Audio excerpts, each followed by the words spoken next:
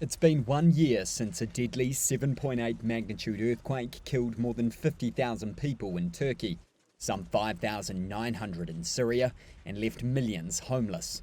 Early on the morning of the anniversary, 10,000 people gathered to hold a vigil in Hatay province, Turkey's worst hit, as some protested what they called government negligence in the aftermath. Local authorities were booed during speeches as calls for the government to resign rang out. Residents believe many died not because buildings collapsed, but from waiting for so long trapped in the rubble in the cold. Merv Gürsel threw flowers into the Asi River for family members who died. This is the echo of people's inner pain. It is an echo of how much people have suffered.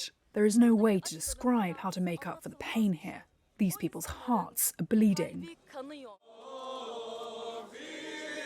Hatay's Orthodox Church and its followers held mass in the ruins of its church, crippled by the shaking 1 year ago today.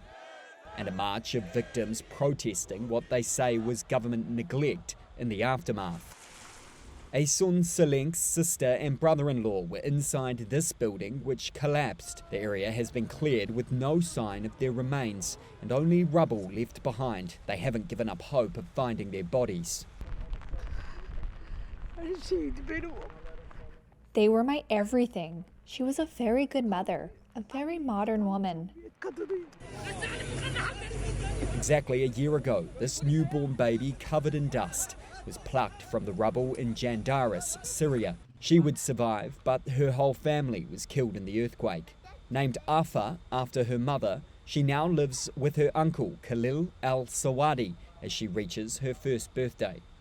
The last year passed on us with sadness, poverty, and everything.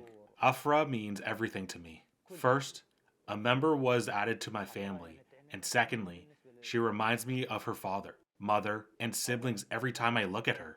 When she eats, she reminds us of her parents. When she laughs or cries, she reminds us of her parents.